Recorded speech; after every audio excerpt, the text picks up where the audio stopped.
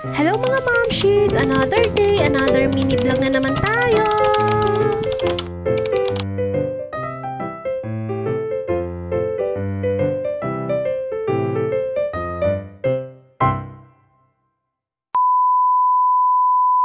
Ngayong araw nga mga momshies ay naisipan ko nga mag-DIY hair color nitong aking buhok dahil tingnan nyo nga naglalabasan na nga yung mga sumpa.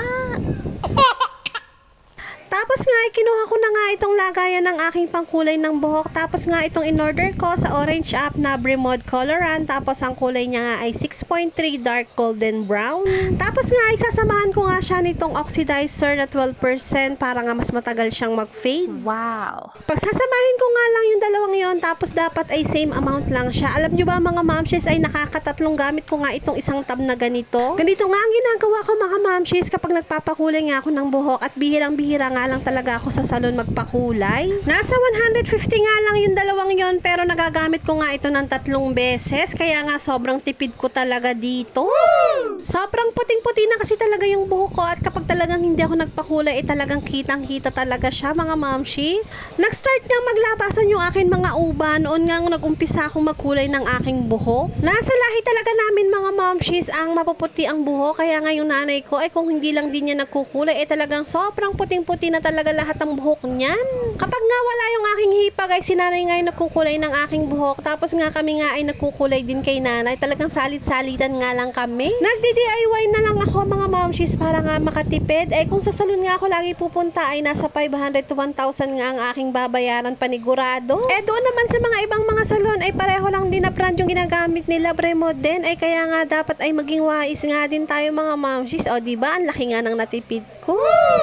Ibababad ko lang yan ng 1 hour, tapos nga ay mamaya ay babanlawan ko na. Pagkatapos ko nga dyan ay pumunta na nga ako dito sa bahay dahil nga magpapamerienda na nga ako ng mga trabahador. Bumili na nga lang din ako dun sa kapatid ko ng buy one take one na burger, tapos bumili na lang ulit ako nitong soft drinks. Pagkadating ko nga dito sa bahay, eto na nga yung aking mga dadatnan. Ay nakakatuwa naman dahil nga meron na nga ulit pagbabago. Unti-unti na nga nilalagyan ng flooring dito sa may labas para nga maging pantay na nga dito, at kung sakaling mang dumaan si Ellie ay hindi nga siya madadapa. Dahil sira na nga yung dingding dito sa may part na to ayan, pinapalitan ko na nga rin ng bago. Dito nga sa may bandang itaas ng mga bubong mga momshies ay meron nga siyang mga butas. Kaya nga ang ginawa ko ay pinatapalan ko na lamang siya ng plywood. Medyo malalaki kasi yung mga butas mga momshies at ang dali nga pumasok ng mga lamok, lalo na kapag hapon nga ay nagpapasukan nga dyan. Visible na visible nga siya mga momshies, pero kapag napinturahan na nga yan ay hindi na nga yan halata. At eto nga si Kuya Richard nga ay bising-busy nga sa paggagawa ng pintuan dito sa aming bakod. Dito na nga banda yung aming magiging daanan dito nga sa may gilid. Dito nga kami maglalagay ng pintuan dito sa bakod. At eto nga, bising-busy nga sila sa pagsusukat. Hindi na nga kami bumili ng mga bagong steel mating mga momshies. Ito na nga lang mga pinaglumaan yung aming ginagamit para nga kami nga ay makatipid. Dito naman sa kabila ay bising-busy naman si Kuya Unyoy sa paglalagay nga ng halo dito sa lupa para nga mapantay niya nga at maging maganda na nga itong aming flooring dito sa aming bakuran. Sabi ko nga ay iiwanan ko na lang muna sila at mamaya na nga ulit sa tanghalian. At andyan naman si tatay, nagbabantay naman sa kanila. Medyo mabilis naman silang gumawa, kaya nga matatapos na din to ngayong araw. At sa susunod na ulit, kapag nga meron na ulit akong budget, ay sila nga ulit ang gagawa at magpipintura dito sa bahay. Kapag nga natapos na nga nila ito ngayong araw, ay bukas nga ay bala ko nga maglipat-lipat na nga ng mga ilang gamit namin ni Ellie. Paunti-unti na nga lang muna dahil hindi pa naman kami nagmamadali, dahil magpapakabit pa nga kami ng wifi. Inaantay muna namin yun bago kami lumipat. Pagka uwi ko nga ay niyakap ko naman si Ellie magpunta ng Walter Mart dahil magtitingin-tingin nga kami dito sa may Abenson. Sa ngayon nga ay hindi pa nga natin kaya bumili nito, pero nagmamanifest tayo na sana nga ay magkaroon na nga rin tayo nitong bagong sofa. Malay mo naman ay mapanood nga ng Daddy Patrick itong ating vlog at payagan niya nga tayong bumili nitong bagong sofa para nga sa ating bagong bahay. Pagkatapos nga namin mag-window shopping dito sa may Abenson ay nagpunta na nga kami doon sa may groceryhan dahil mamimili nga kami ng kaunti. Pagkatapos nga ay nagpunta naman kami dito sa Jollibee. Eto nga, nakita pa nga namin sa personal si Jollibee at si Ellie nga ay talaga namang tuwang-tuwa. Wow!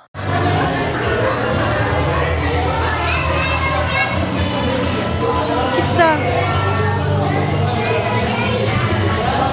Mabilis na nga lang yung transition mga mamshis. Hapon na nga yan at dumalaw na ulit kami dito sa bahay. Eto na nga, natapos na nga nila lahat gawin yung aking mga pinagagawa at sa susunod na ulit kapag meron na nga ulit tayong budget. Simple nga lang yung gate natin dito para lamang hindi makapasok yung mga aso or mga pusa dito sa loob ng bakuran. Tapos na rin floringan itong buong bakuran at eto na nga, medyo maayos na nga siya ngayon. Bala ko nga maglagay dito ng mga halaman para nga magkaroon din ako ng sarili kong garden. Natapos na rin lagyan ng steel matting itong mga bintana para nga meron din naman tayong kaunting safety. Pansamantala nga ay yan lang muna ang aking ipinalagay pero papalitan din natin yan kapag nga tayo ay medyo nakaalwan-alwan na.